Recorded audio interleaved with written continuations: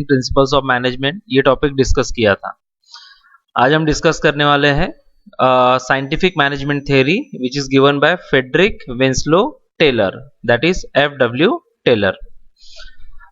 F.W.. Taylor जो है उनका जो लाइफ टाइम है वो यहाँ पे दिया हुआ है। उनका बर्थ हुआ था 1856 में, डेथ हुई थी 1915 में। एफ.डब्ल्यू. टेलर को फादर ऑफ साइंटिफिक मैनेजमेंट भी कहा जाता है क्योंकि उन्होंने साइंटिफिक अप्रोच दिया है मैनेजमेंट के लिए, इसलिए यहाँ पे देखिए लिखा हुआ है फादर ऑफ साइंटिफिक मैनेजमेंट।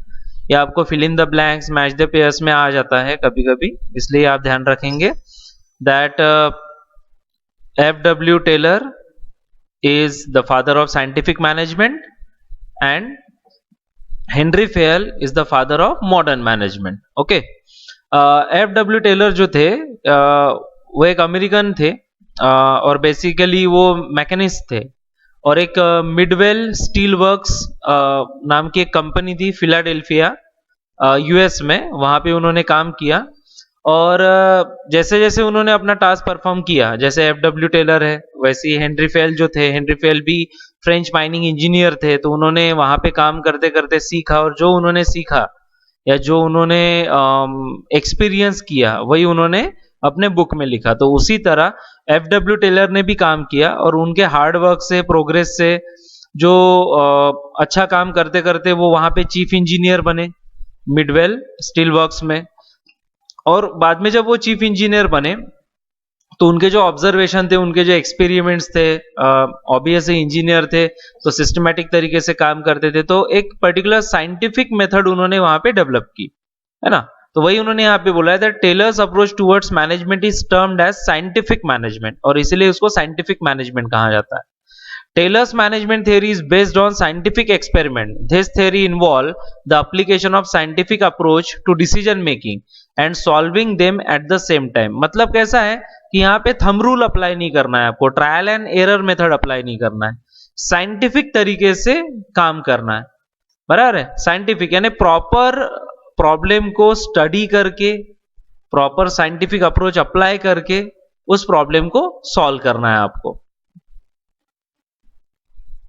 देखिए, problem should be solved bye scientific technique rather than the rule of thumb and a trial and error approach. जो अभी मैं बोल रहा था रूल ऑफ थंब, यानी ऐसा नहीं कि आप कैसे भी काम कर रहे हो, है ना, करके देखते हैं ठीक हो गया तो ठीक है, ऐसा नहीं, प्रॉपर साइंटिफिक मेथड से ही काम किया जाएगा। Definition of scientific management by Frederick Taylor, that is Frederick Winslow Taylor. Scientific management consist of knowing what you, मतलब व्हाट वी यानी मैनेजमेंट, बेसिकली जो मैनेजमेंट परफॉर्म करेंगे। तो साइंटिफिक मैनेजमेंट का मतलब क्या है कि प्रॉपरली आपको पता होना चाहिए। क्या पता होना चाहिए? टू डू एग्जैक्टली, यानी ये आपको पता होना चाहिए कि आपके हाथ के नीचे जो काम करने वाले लोग हैं उनको एग्जैक्टली करना क्या है ना। दैट इज गोल क्लैरिटी, जिसको हम कहते हैं, हमारा टारगेट क्लियर होना चाहिए कि मुझे करना क्या है एग्जैक्टली, है ना। और आप जिन लोगों से, मुझे मतलब अपने आदमियों से क्या करवा लेना है आपको, जो आपके नीचे आपके सबऑर्डिनेट काम कर रहे हैं, उनसे क्या करवाना है एग्जैक्टली, ठीक है। और दूसरी बात कि वो लोग काम करे ये देखना, उन्होंने वो अच्छे तरीके से करना है ये देखना, और सस्ते तरीके से करना है, यानी ज्यादा खर्चा नहीं होना चाहिए। तो वही उन्होंने यहां पे बोला, and seeing it that they do it in the best and the cheapest manner, यानी ये देखना कि वो बेस्ट तरीके से काम करेंगे और चीपेस्ट तरीके से, यानी सबसे कम खर्चे में वो काम हो सके, है ना। तो बेसिकली मैनेजमेंट का कंसेप्ट ही है getting work done through others, है ना, दूसरों से काम करवा लेना, खुद काम नहीं करना है आपको, दूसरों से काम करवा लेना है, दैट इज मैनेजमेंट। और इसीलिए उन्होंने एक साइंटिफिक मैनेजमेंट थ्योरी डेवलप की और वही उसके प्रिंसिपल्स उन्होंने यहाँ पे दिए हैं अभी। तो देखिए, प्रिंसिपल्स ऑफ साइंटिफिक मैनेजमेंट, पहला प्रिंसिपल दिया है science not rule of thumb, यानी जो भी आप काम करेंगे वो काम प्रॉपर साइंस से होगा। साइंस यानी क्या, है ना, तो ये यहाँ पे आर्ट कॉमर्स साइंस की बात नहीं चल रही है। साइंस यानी सिस्टमैटिक स्टडी, या सिस्टमैटिक स्टडी कहने के बाद आप बोलेंगे कि it is a systematic way of doing a particular task, मतलब कोई भी काम करने के पीछे एक सिस्टमैटिक तरीका होता है, उसी को हम साइंस कहते हैं, है ना। In order to increase organizational efficiency, the rule of thumb method should be substituted with the methods developed through scientific analysis of work. यानी आपको क्या करना है, यहाँ पे रूल ऑफ थंब अप्लाई नहीं करना है, साइंटिफिक एनालिसिस अप्लाई करके आपको वर्क करना है। Rule of thumb decisions are based on personal judgement of the manager, और ऑब्वियस है रूल ऑफ थंब जो होता है वो पर्सनल जजमेंट पे डिपेंड करता है, वो क्या सोचता है।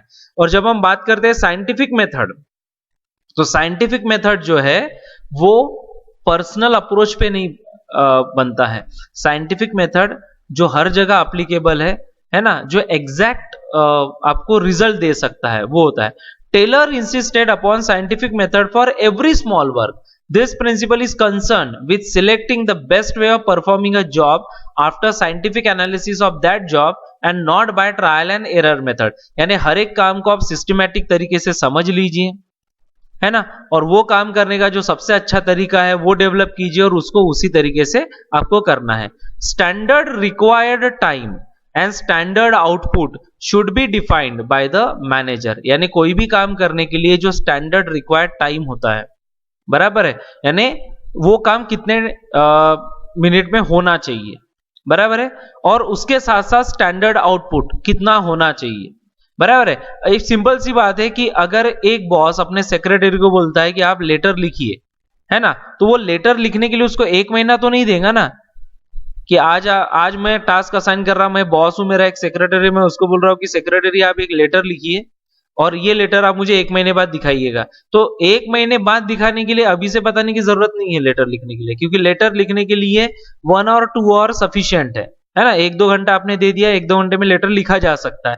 तो दैट इज द थिंग कि एक पर्टिकुलर टास्क को कितना टाइम लगेगा और स्टैंडर्ड आउटपुट यानी कितने समय में होगा। जैसा देखिए ना, आपका एग्जाम होता है 80 मार्क्स का, 100 मार्क्स का, तो उसके लिए आपको 3 आवर्स दिए जाते हैं, है ना, स्टैंडर्ड टाइम, है ना, और आउटपुट यानी एक पेपर लिखने को 3 घंटे सफिशिएंट है। भले ही आपको लगता होगा कि नहीं होता 3 घंटे में, कम है, ये तो हर एक स्टूडेंट को लगता है, लेकिन एक सिस्टम डेवलप हो चुका है ना, आपको हर जगह ऐसा ही दिखेगा। तो दैट इज द थिंग कि एक सिस्टम डेवलप होना चाहिए। This will help in saving time and human energy and will result into expected standard output. According to Taylor, even a small production activity like loading iron sheets into box cars can be scientifically plan. यानी इनका कहना ये था कि अगर आप scientific तरीके से काम करते हैं तो आपका समय बचता है और ह्यूमन एनर्जी भी सेव होती है ना। दूसरी बात यह है कि टेलर का कहना यह है कि छोटे से छोटे काम में आपको प्रॉपर सिस्टमैटिक तरीके से ही वो डिजाइन करना है। यानी उनका कहना यह है कि आयरन शीट से, जो टीन की शीट होती है, वो अगर आप टेम्पो में चढ़ाते हो, बॉक्स कार है वही हो गया ना, ट्रक वगैरह जिसको हम कहते हैं, तो उसका भी एक तरीका होता है, साइंटिफिक तरीका होता है, ये आपको भी पता है, हर एक काम करने का तरीका होता है ना। Then harmony not discord. Harmony का मतलब यह है कि एम्प्लॉय और मैनेजमेंट के बीच में हार्मोनी मेंटेन। हार्मोनी यानी क्या, जिसको हम कहते हैं ना कि अच्छे रिलेशन, झगड़े वाले नहीं होना चाहिए, प्रॉपर रिलेशंस होने चाहिए। तो ये प्रिंसिपल हमें ये बताता है कि एम्प्लॉय और मैनेजमेंट के बीच में हार्मोनी होनी चाहिए। इससे क्या होगा कि कोऑर्डिनेशन प्रॉपर होगा, कॉन्फ्लिक्ट नहीं होंगे, झगड़े नहीं होंगे, रिलेशन अच्छे है तो झगड़े नहीं होंगे, है ना। तो फिर क्या होता है कि छोटी छोटी बातों को इग्नोर किया जाता है, और अगर झगड़े रहेंगे तो फिर छोटी बात भी यानी बहुत बड़ा प्रॉब्लम क्रिएट कर सकती है ना। यानी ऐसा होता है कि अगर 2 लोगों के बीच में झगड़े और आप किसी को उंगली भी दिखा देंगे तो वो फिर झगड़े करने पे उतारू हो जाएगा कि इसने मुझे उंगली क्यों दिखाई, बात ऐसी हो जाती है। तो अगर साथ में मिलके काम करना है एम्प्लॉय और मैनेजमेंट को, तो उनके बीच में रिलेशंस अच्छे होने चाहिए, है ना। तो वही उन्होंने यहाँ पे बोला है कि according to this principle there should be harmony between the employ and management. This coordination will help in minimizing conflicts between them. Perfect understanding between employee and management will be helpful in creating healthy work environment for achieving the desired goal, that is success. Organization should think about maximum prosperity of employees also. यानी ये बात आपको ये ध्यान में रखना है कि अगर अच्छे रिलेशन रहेंगे एम्प्लॉय और मैनेजमेंट के बीच में, तो हेल्दी वर्क एनवायरनमेंट अगर रहेगा तो मिलके काम करेंगे तो जो आप चाहे वो अच्छे से कर सकते हो। इससे ऑर्गेनाइजेशन का काम तो अच्छा होगा ही होगा, इससे एम्प्लॉय को भी अच्छा बेनिफिट मिलेगा, क्योंकि ऑर्गेनाइजेशन अच्छा आगे बढ़ेगा तो एम्प्लॉय का सैलरी और प्रमोशन भी होगा, है ना। Then mental revolution. Mental revolution हमें यह बोलता है कि मैनेजमेंट जो है, बराबर है, उन्होंने हमेशा अपने एटीट्यूड में चेंज लाने पे फोकस करना है। मतलब हमें यह समझना है कि एम्प्लॉय और मैनेजमेंट दोनों ऑर्गेनाइजेशन के लिए उतने ही इंपॉर्टेंट है। यानी ऐसा नहीं कि एम्प्लॉय बहुत ज्यादा इंपॉर्टेंट है या मैनेजमेंट बहुत ज्यादा इंपॉर्टेंट है ना, सभी लोग इंपॉर्टेंट है। ये जो क्या कह सकते हैं, एक थिंकिंग है, वो सबके अंदर डेवलप होनी जरूरी है। यानी मैनेजमेंट ने ये सोचना है कि एम्प्लॉय बहुत इंपॉर्टेंट है हमारे ऑर्गेनाइजेशन के लिए, है ना, उनको हमें स्लेव की तरह यानी गुलाम की तरह ट्रीट नहीं करना है, बराबर है। और एम्प्लॉय को ये ध्यान में रखना है कि मैनेजमेंट अपने पोजीशन पे है, उनको हमें कोऑपरेट करना है, क्योंकि ऑब्वियस है वो बड़े पोजीशन पे इसलिए है क्योंकि उतने टैलेंटेड है ना। तो दोनों ने ये मेंटेलिटी डेवलप करना बहुत जरूरी है। Taylor introduce the concept of mental revolution. This principle focuses on change in the attitude of employee and management towards each other. Both should realize their equal importance in organization. They should give full cooperation for achieving goal of organization. This will increase productivity and profit. इससे productivity और profit increase होगा, है ना। एक दूसरे को importance दोगे तो मिलके काम करेंगे, मिलके काम करेंगे तो अच्छे से काम होगा। Then cooperation not individualism. Cooperation not individualism, इसका मतलब यह है कि मिलके काम करना है ना। देखिए, this principle emphasis on mutual cooperation between workforce, that is employees and management. Due to cooperation, trust, team spirit, etc., internal competition will turn into healthy working environment. और ये बात सही है। क्या होता है कि अगर आपके बीच में कोऑपरेशन रहा, यानी मैनेजमेंट के बीच में और एम्प्लॉइज के बीच में, या एम्प्लॉय के जितने भी एम्प्लॉय है उनके आपस के बीच में अगर कोऑपरेशन रहा, ट्रस्ट रहा, भरोसा रहा एक दूसरे पे, टीम स्पिरिट रहा, तो आपस में झगड़े नहीं होंगे, एक दूसरे पे भरोसा रहेगा। इससे हेल्दी वर्किंग एनवायरनमेंट बनेगा। नहीं तो आपने सुना होगा कि अगर आप एक बाल्टी में क्रैम्स अगर डाल देते हैं ना, यानी खेकड़े डाल देते थे, तो उससे क्या होता है कि एक भी खेकड़ा बाहर नहीं आ पाता। क्यों नहीं आ पाता? क्योंकि वो एक दूसरे की टांग खींचते, ऐसा बोलते हैं। मतलब एक छोटी सी कहानी है। तो वही कॉन्सेप्ट यहाँ पे कि आप जितने भी लोग मिलके काम कर रहे हो, एक टीम में काम कर रहे हो, अगर आप एक दूसरे की बुराइयां देखते रहेंगे, एक दूसरे की टांग खींचते रहेंगे, एक दूसरे की चुगली करते रहेंगे, तो आप मिलके काम नहीं कर पाएंगे और आगे नहीं बढ़ पाएंगे। तो आगे बढ़ने के लिए मिलके काम करना बहुत जरूरी है। तो वही उन्होंने यहाँ पे बोला है, management should always consider the suggestions given by employ in decision making process. यानी मैनेजमेंट ने ये ध्यान में रखना है कि अगर एम्प्लॉय को सजेशंस देता है तो वो सजेशन सुनने हैं। और employ should be treated as an integral part of the organization in all respect. और एम्प्लॉय को भी एक इंटीग्रल पार्ट करके कंसिडर करना है सभी मायने में बिजनेस में। At the same time employ should resist themselves from going on strike and making unnecessary demand from management. और एम्प्लॉय को यह ध्यान में रखना है कि हमें मैनेजमेंट के खिलाफ अननेसेसरी स्ट्राइक्स और लॉकआउट्स नहीं करने हैं। देखो कैसा है, जो जरूरी है वो पॉइंट उठाना चाहिए। अगर आपको ऐसा लगता है कि सच में सैलरी इंक्रीमेंट होनी चाहिए, सच में वर्किंग कंडीशन सुधरनी चाहिए, तो वो पॉइंट उठाना ही चाहिए। लेकिन जब आपको पता है कि मैनेजमेंट स्ट्रगल कर रहा है, बिजनेस अच्छा नहीं चल रहा, तो ये आपकी भी रिस्पॉन्सिबिलिटी बनती है कि मैनेजमेंट को आप सपोर्ट करो एज अ एम्प्लॉय, है ना। तो दोनों ने एक दूसरे के साथ कोऑपरेट करके काम करना चाहिए। तो ये कब हो पाएगा? जब मेंटल रिवॉल्यूशन होगा, है ना, जब समझदारी बढ़ेंगी तभी तो होगा। और ये कब हो पाएगा? जब हार्मोनी रहेंगी, रिलेशंस अच्छे रहेंगे। Then division of responsibility. Division of responsibility हमें ये बताता है, हमने ये डिवीजन ऑफ वर्क में पढ़ा था हेनरी फेल के प्रिंसिपल में। एफडब्ल्यू टेलर भी वही कहते हैं कि रिस्पॉन्सिबिलिटीज डिवाइड होनी चाहिए एम्प्लॉय के बीच में, मैनेजर्स के बीच में, है ना। जैसा जो मेजर प्लान्स होते हैं, बड़े प्लान्स होते हैं, वो टॉप लेवल और मिडिल लेवल मैनेजमेंट करता है। और जो लोअर लेवल मैनेजमेंट होता है वो एग्जीक्यूटिव मैनेजमेंट जिसको हम कहते हैं, जो एक्चुअल में एग्जीक्यूट करता है। तो हर एक को अपना अपना इंपॉर्टेंस समझ में आना चाहिए, है ना, बराबर है। तो लेवल वाइज डिसीजंस लेना, रिस्पॉन्सिबिलिटी डिवाइड करना बहुत जरूरी है। देखिए, proper division of work should always be accompanied with division of responsibilities between the managers and employ, है ना। मैनेजर्स और एम्प्लॉय के बीच में रिस्पॉन्सिबिलिटीज डिवाइड होनी चाहिए और वो रिस्पॉन्सिबिलिटीज परफॉर्म करने के लिए उतनी अथॉरिटी तो उनको मिलती है। Major planning is done by the top and middle level management authorities, whereas employees are concentrating on its execution. जो अभी मैं थोड़ी देर पहले बता रहा था कि जो मेजर प्लानिंग है, बड़ी बड़ी प्लानिंग है, वो कौन करते हैं? टॉप लेवल और मिडिल लेवल मैनेजर्स करते हैं। और एम्प्लॉय का काम क्या है? एग्जीक्यूशन। यानी वर्क को एग्जीक्यूट करना। The reporting is done as per the instructions given by their superior. और ऑब्वियस है कि जो एग्जीक्यूटिव मैनेजमेंट होता है वो रिपोर्टिंग करता है, काम हुआ नहीं हुआ कैसे हुआ, है ना। तो ये सुपीरियर को रिपोर्ट करते रहना रिस्पॉन्सिबिलिटी है ना, बराबर है। यानी काम अगर आपने अपना किया है तो आप अपने सुपीरियर को उसका फीडबैक दो या आप रिपोर्टिंग करो कि हमने आज ये काम किया, है ना। आपको पता होगा वर्कशीट्स बनाई जाती हैं, आपने कभी काम नहीं किया है लेकिन जब आप आगे काम करेंगे तो आपको पता चलेगा कि एक डेली वर्कशीट होती है कि दिन भर में क्या काम किया उस पे फिलअप करके देना पड़ता है ना। Manager should always help encourage and guide the employ. It helps for best performance of manager as well as employ. और मैनेजर ने हमेशा अपने एम्प्लॉय का हेल्प करते रहना चाहिए, एनकरेज करना चाहिए काम करने के लिए। इससे एम्प्लॉय का मोरल डेवलप होगा और वो अच्छा परफॉर्म करेंगे, क्योंकि अल्टीमेटली देखो मैनेजर सुपीरियर है और वो सुपीरियर इसलिए है क्योंकि वो एक्सपीरियंस्ड है, टैलेंटेड है एज कंपेयर टू एम्प्लॉय। और वो अगर अपना एक्सपीरियंस या टैलेंट अपने एम्प्लॉय को थोड़ा सा शेयर करता है तो उससे एम्प्लॉय में इंप्रूवमेंट आएगा और एम्प्लॉय अपना परफॉर्मेंस सुधार सकते हैं, है ना। Then development of employer and employ for greater efficiency and maximum prosperity.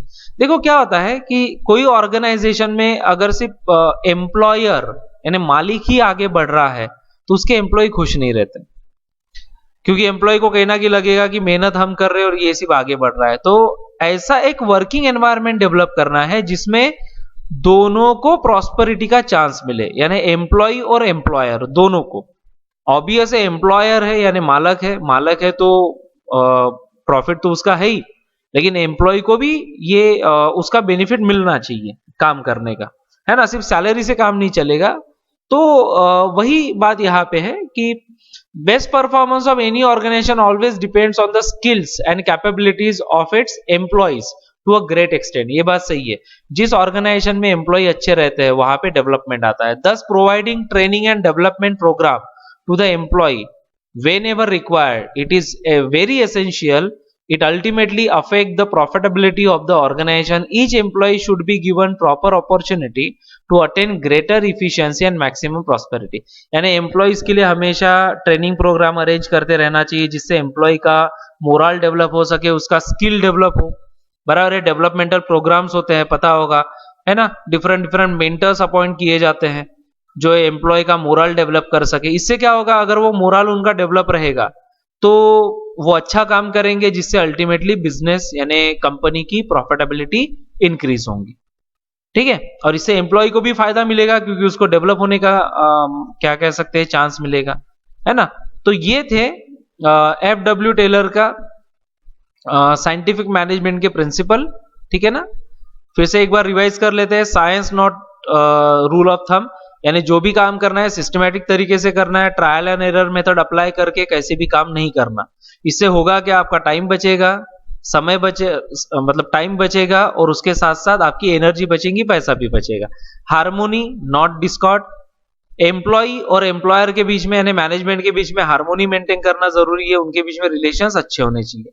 Mental revolution का मतलब यह है कि मेंटेलिटी सुधारनी पड़ेगी, मैनेजर की भी, मैनेजमेंट की भी और एम्प्लॉय की भी।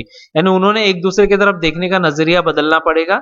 कोऑपरेशन से काम करना है, कोऑपरेशन नॉट इंडिविजुअलिज्म। कोऑपरेट होके काम करिए, एक दूसरे के साथ मिलके काम कीजिए, बराबर है। एक दूसरे की खिंचाई मत कीजिए।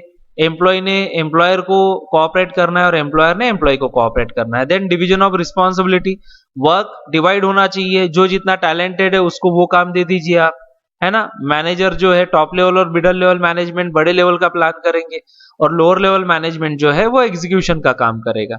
And finally development of employer and employ for greater efficiency and maximum prosperity. यानी यहाँ पे क्या करना है, आपको एम्प्लॉयज को डेवलप करना है, उनको ट्रेनिंग देके, है ना, उनके लिए सेमिनार अरेंज करके, डिफरेंट ऐसे कुछ एक्टिविटीज करके अगर एम्प्लॉय का स्किल टैलेंट डेवलप हो सकता है तो वो तो डेवलप होंगी, लेकिन उसका फायदा आपके ऑर्गेनाइजेशन को मिलेगा क्योंकि वो आपके लिए काम करने वाले हैं, बराबर है। आपके लिए काम करेंगे तो आपका भी बिजनेस यहाँ पे डेवलप होगा। तो ये था scientific management approach of FW Taylor and its principle, ठीक है। अब ये जो साइंटिफिक मैनेजमेंट हमने अभी डिस्कस किया, तो ये साइंटिफिक मैनेजमेंट अप्लाई करने के लिए कुछ टेक्निक्स है, है ना। तो अभी हम पढ़ेंगे टेक्निक्स ऑफ साइंटिफिक मैनेजमेंट, ठीक है।